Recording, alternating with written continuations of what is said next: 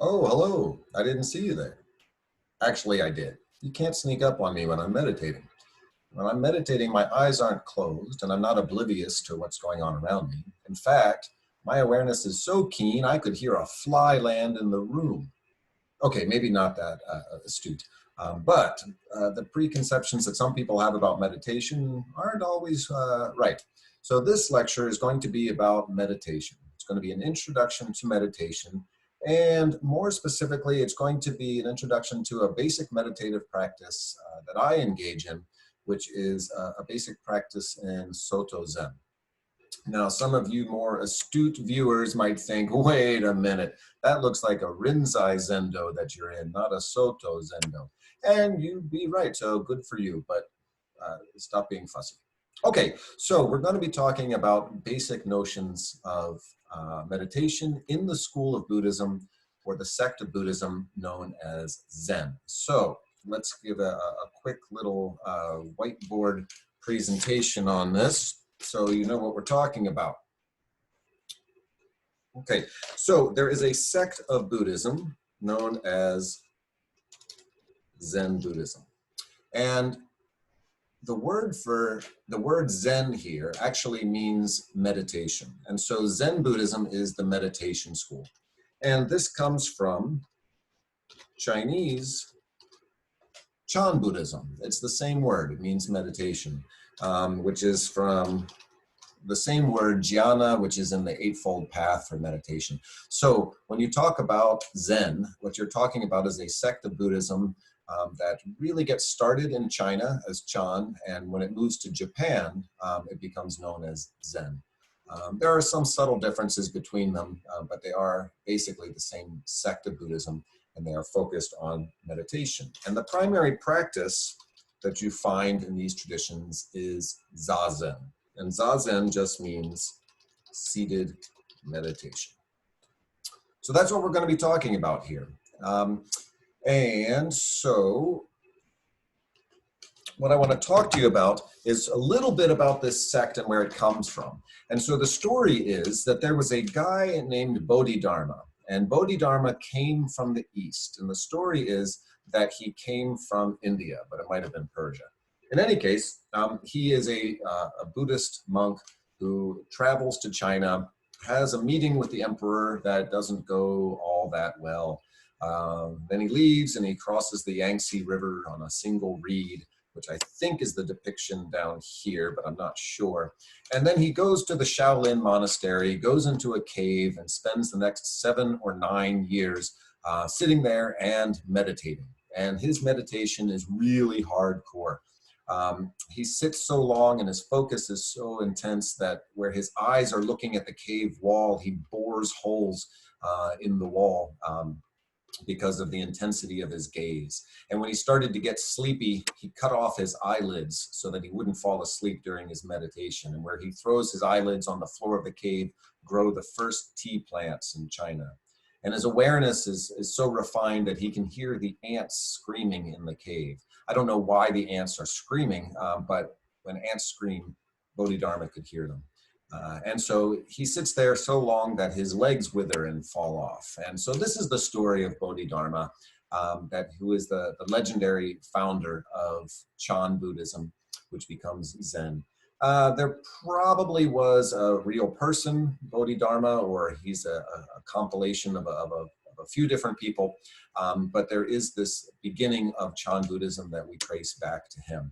The story is also that he is the founder of Kung Fu in China, and he created exercise systems based on the movements of animals, and that's not really true. But he is the legendary founder and gets things started in China. And then centuries later, it will move to Japan. It also does move to Korea as well. I'm going to be focused more on the Japanese manifestation of this sect.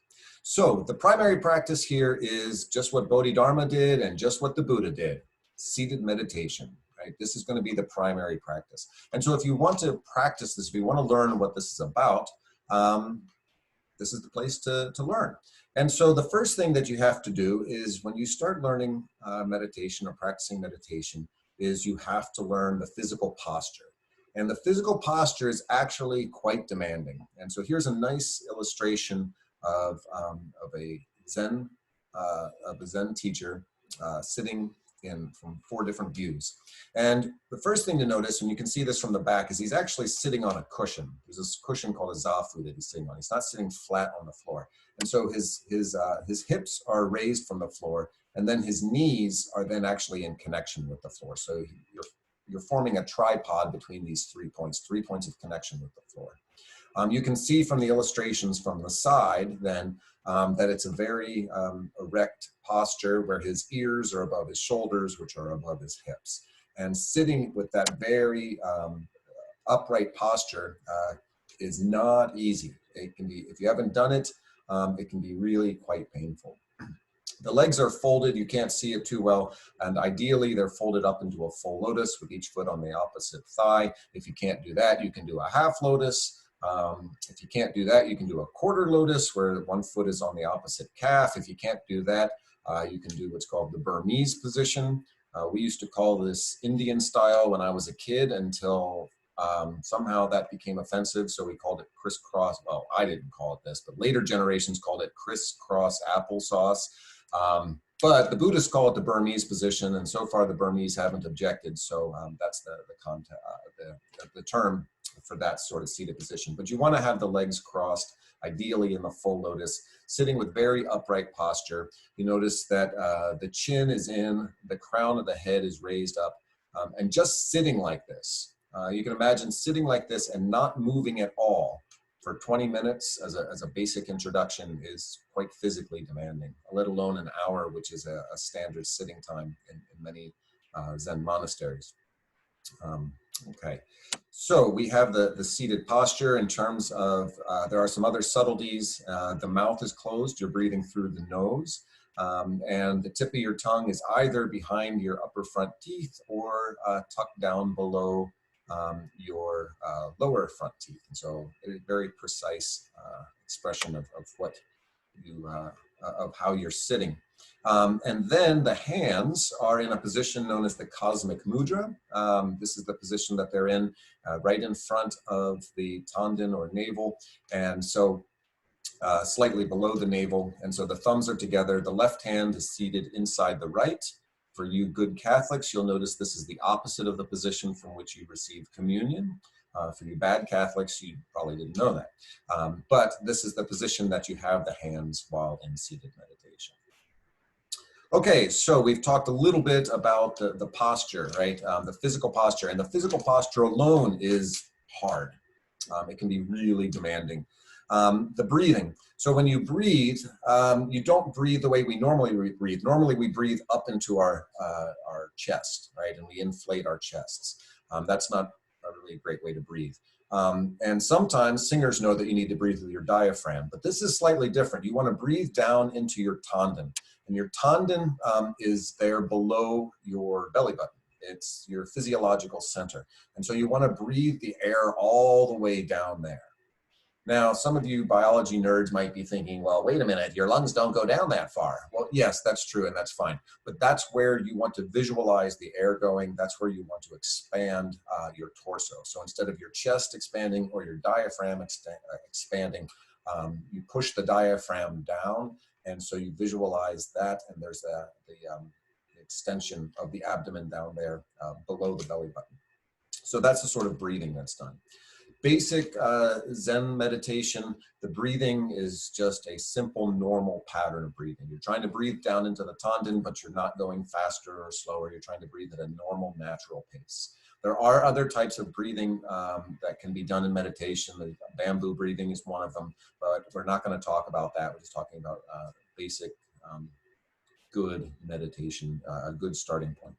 So you're breathing down in there, and you're breathing down into that part of your body. Some of you may notice that this is similar to Sanchin breathing. If you have no idea what Sanchin is, don't worry about it.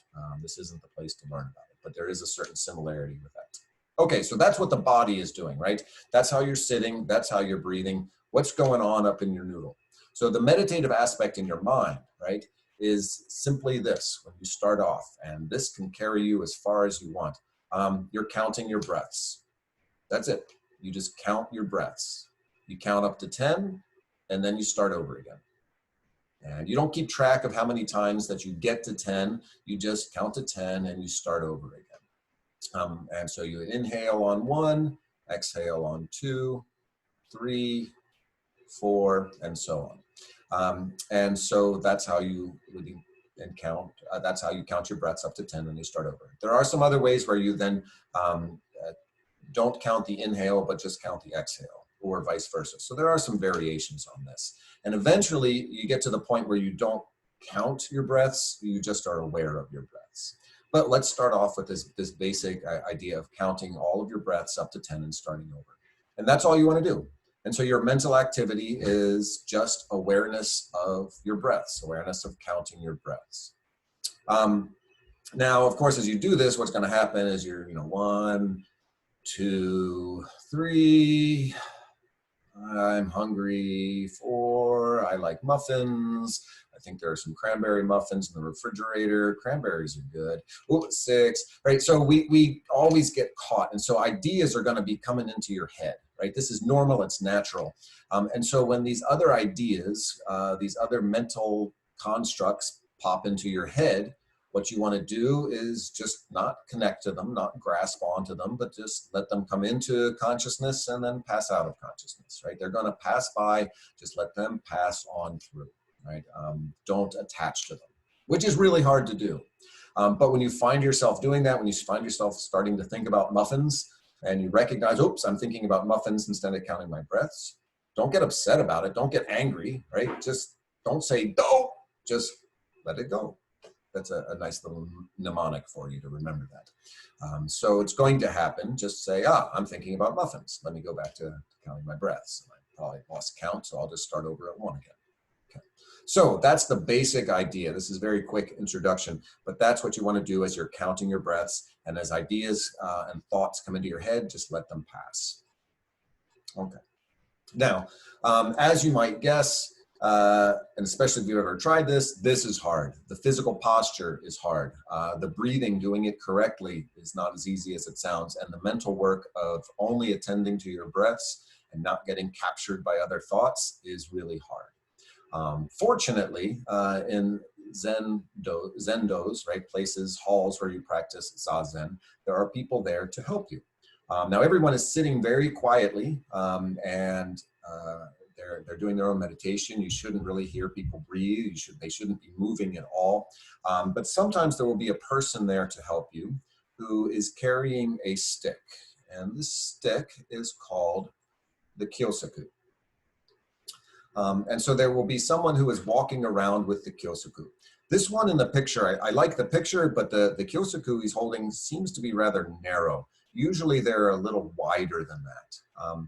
And so what will happen is the person who has this role will walk around and strike people on the back who are meditating. Sometimes this is done where the person with the Kyousuke decides who needs hit and who doesn't. And sometimes people who are sitting and meditating will signal him or her by putting their hands up in a position called gasho and requesting to be struck with the Kyousuke.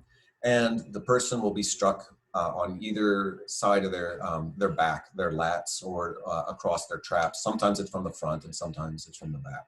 And as someone who's been struck by a Kyousuke and a traditional Rinzai Zendo, let me tell you, this is not a nice, friendly slap on the back. This is hard. The first time that I was struck by a Kyousuke, this was in Okinawa at the Kozenji Zendo, and I was really struck by how hard it is. I thought, man, I'm going to have a huge bruise down my back.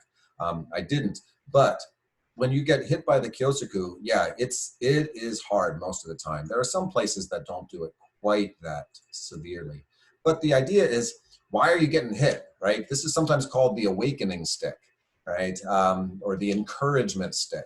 And so the idea is sometimes it actually helps physically, right? Because your body is cramping, and so to be struck can physically be a bit helpful. But the idea is, if you are losing your focus, right? If you find yourself thinking about other things, the muffins that you're going to have for lunch, or what you did yesterday at work, or problems at home, and you want to just come into the moment of thinking about your breaths, not much brings you into the moment more than being hit, right? And so when you are struck hard, and it's perfectly safe, but when you are struck hard, it brings you very much back to the moment.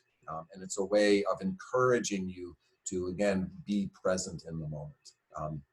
This is a serious practice, I think, to a lot of people who aren't familiar with this. And when I was at that point, when this was all new to me, I made jokes about this and such, until a Zen abbess who was very kind, very skillful, firmly encouraged me to realize, look, this is a sacred practice and it's not a joke. It is unusual to outsiders, but it is a very serious and very helpful practice. Okay, so that's another aspect of what can happen in a traditional Zen monastery or Zendo where people are meditating. Okay, so what are you doing in all of this? Why are we doing this? I think that my favorite way of expressing what you are doing and what you are trying to cultivate was also an expression used by that same Zen abbess. She said, you're trying to develop the now muscle. Okay. She didn't use this slide as an illustration. I suppose for some people it might be more distracting. But the idea of the now muscle is that, right, we know that if you repeat exercises, right, if you do things that are difficult over extended periods of time, you develop muscle, right, physically. Well, you can also develop yourself mentally. And so what you can do is through repeated practice of meditation, your brain, like a muscle, becomes stronger. Right? It becomes better, more able to exist now in the moment. And so you get caught by distractions, mental distractions, less easily. And when you start thinking about muffins, you realize more quickly, oh, I'm thinking about muffins. And so you can stop doing that. And so your brain gets better at being present in the moment. And it's not that you, reach this point where your brain is completely focused or unfocused, depending on how you want it at the moment, but you correct your mistakes more quickly. I think that's a very good way of describing it, that you correct your mental mistakes more quickly, and you can get stronger at being in the moment, in the now, living in the now, as Garth said. Okay, so as you develop the now muscle, it's important to understand that this is not a laser-like focus. You're not like narrowly focused on one thing. There are other meditative practices where you focus on one thing, an item, a mental image, as something actually in front of you. So it's not that. It's not focused on one thing, but it's also not some oblivious trance. There are also meditative practices like this, but it's just a general awareness that you are not solely focused on your breath, but it's a generalized awareness. And when you have this generalized awareness, what I find really remarkable is you actually become much more aware of what's going on around you. Like you're not actually trying to be aware, but you are. And as you settle and start sitting and getting a little more comfortable with this, you realize, oh, I can easily hear my heartbeat. And I often think, why is it I can't normally hear my heartbeat? It's so apparent to me when I'm meditating. But you become aware of that, and you become aware of your surroundings without attaching to anything. And so if anyone does walk in the room or someone's stomach rumbles across the room, you're immediately aware of it. You just try not to attach to it. Okay, so why do this? Why are people meditating? There are a lot of reasons that we could talk about in terms of mental health and physical health, but I want to just focus on a few. If you think about how this can practically be applied in your life, imagine, for example, that you are, excuse me a second, you are a musician, a trombone player. And so when you're performing, right, and you want to be at your best, you know that you can't get too mentally focused on anything. You have to have a general awareness and allow your body to do what it's doing. Right? You're paying attention to the music, you're paying attention to what you have practiced, but you can't get distracted by things.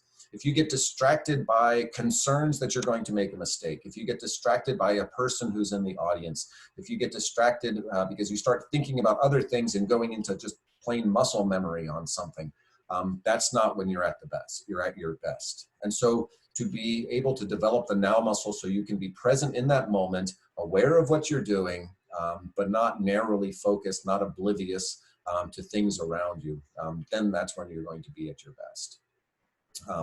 I have here a jazz musician, right? This isn't the place to get into this, but the relationship between jazz and Zen is a pretty profound one. And if you're interested, definitely worth looking into. So yeah, if you're a musician, you need to be present there in that moment and not wandering off mentally or not getting too worried about any one thing as you're going along. If, you know, in addition to musicians, if you're an athlete, maybe you're a softball pitcher. And so when you're up there, right, you need to be at your mental best, right? You got to be at your physical best, but that's already determined by the time you walk out on the mound. Or is it a mound in softball? I don't know. In any case, you need to be at your mental best when you're up there. And so if you start getting caught by concerns of the last time this batter was up, she, you know, hit a home run. And so then you start getting anxious about that. Or, you know, my mom and dad are watching and what are they going to think? Or anything that can distract you. Or if that ball comes back at me really fast, I need to be prepared. But if you mentally attach to any one of those ideas, you're not going to be at your mental and physical peak. And so you have to, there's a general awareness. Yeah, you know who the batter is and what her strengths are. You are aware of who's in the stands watching. You're aware that there's a danger that that ball could come back at you, but you don't mentally attach to any of them. And in doing that, you're actually at your mental and physical peak. And so you could just respond without having to consciously prepare depending on what happens. Because the more you start preparing for any particular result, the more constrained you're going to be, both mentally and in terms of your physicality. Okay. And so whether you may not be a musician or an athlete, but there are so many things in life where this is a benefit. When you're studying for an exam or you're trying to prepare to write a paper and there are kids screaming around you because you're stuck at home during a coronavirus quarantine, and someone's watching the TV and you want to catch, you know, you want to watch an episode of Breaking Bad or whatever it is the kids are watching these days, right? The more distractions, the less quality of preparation. Right? And so if you can say, yeah, I know all that, but I'm just going to be right here, right now with these materials. And when your brain starts getting caught, you recognize it more quickly and you can stop it more quickly and get back to what you're doing. There are times when friends are needing to talk to you, right? And you're trying to pay attention, but you're getting distracted. Again, if you've cultivated your mental acuity, then you can be a better friend. You can listen with fewer distractions and not get distracted by other things going on around you. So there's 10,000 things where you can use this greater concentration in your life. One final example to talk about, since we're talking about Japan, you may know that in the history of Japan, the Bushi or the samurai, some of them studied Zen because they needed to be at their A1 mental game if they were ever engaged in a duel, right? There was dueling that would go on or some sort of combat situation. No, there weren't ninjas showing up, not often anyway. But if you're standing there, 10 feet away from someone else who's holding a 3-foot long razor blade and you're holding your own 3-foot long razor blade, and you know, very shortly, one of us is going to not have a head or not have an arm. That can really mess with your head. And so to get your brain to the point where you overcome distraction, you overcome fear, you overcome the fear of death, then in all of these ways, there is an advantage to studying meditation. And if you're interested in this, we can't get into all of this now, but if you're interested, shameful plug, here's a book that you could read if you want to know more about the relationship between Zen and martial arts. Okay. So we talked about why people do this, and we've been really talking about just practical aspects of life, and that's good, right? If you're better at life, then good for you, and if you're a better friend, good for your friends, right? But there's also the relationship to Buddhism, right? How does this all connect with Buddhism? So if you remember the Four Noble Truths teach us that we create suffering for ourselves, or we exacerbate suffering by desiring things, craving things, attaching to things. And so if this is true, and I'm inclined to believe it is, the problem is in our mind. And so the better that our minds can get at recognizing when we're craving and more quickly correcting that mistake, the less suffering. Right? And so if I'm going to be sitting and meditating and trying to come to grips with the fact that I don't really have a self and what that means, it's kind of hard to do that if you can't sit and concentrate for a long time. And so whether you're trying to recognize the cravings that you engage in that make life worse for yourself and for others, or just to be able to sit and work through a mental challenge, this is the sort of practice that not only assists in that, but is also living this, right? When you are in that moment, that's what nirvana is. That's what enlightenment is. And so to be practicing Zen is not only, or Zazen is not only to practice it for a future situation, it is to engage in the practice of Buddhism. It's preparation and it is practice at the same time. Okay, one final thing that I need to get to when we talk about meditation, and we're not going to get into this in much detail, but there is something known as the koans in Japan, or in Zen. And this is more of a Rinzai Zen practice, although you do find it in Soto to a limited degree. And Zen koans, as you can read here, are little stories or quotes designed to confuse or shock the listener out of everyday thinking. And so these are these sort of puzzles that defy logical explanation. The one that's most famous in the West is that you know the sound of two hands clapping. What is the sound of one hand clapping? And if you're ever asked that by a Zen master and you think you're smart and you do this, you're going to get hit with a stick or a fan. So don't do that. But that's the most famous one here in the West. The one that's most commonly practiced is about the man who asks whether a dog has the Buddha nature, and the response is moo. Not moo like a cow. Moo is in the Japanese word for no or negative or not, this is the Chinese word wu. And so that's the one that most people practice with. Or one other fun one is the story that says there was a man who, when he had a gosling, baby goose, he stuck it inside of a bottle and fed it, and the goose grew up inside of this bottle. And asked, how can the man get the goose out of the bottle without breaking the bottle or killing the goose? And he asks, and the response of the Zen master is, the goose is out. So what you find with these Zen koans, right, these little puzzles or riddles or stories, is that you are asked some sort of question or presented with some sort of account, and you're trying to make sense of it. But the whole account defies logic, and it's trying to get you out of your normal discursive thinking in a way to see the world in a different way. And so the way this practice works is your Zen master gives you one of these koans, sends you to the cushion to meditate on this, and every so often you go back and you tell him what you've figured out or what you're thinking. And he says, nope, and sends you back again. Not always men, there are female Rinzai masters, but it is predominantly men. Okay, so that is another practice that you do find in meditation, but you need someone, a Zen master to lead you on your way.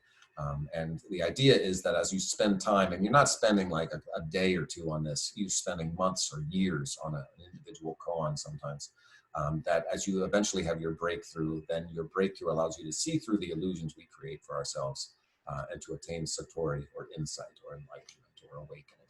So. Okay, so that is our introduction to meditation, specifically basic Zazen practice, and with a bit of a focus on how Soto does that. If you have any questions or comments or criticisms, if I got anything wrong, please let me know for you experts out there. Thank you for your time, and have a good day.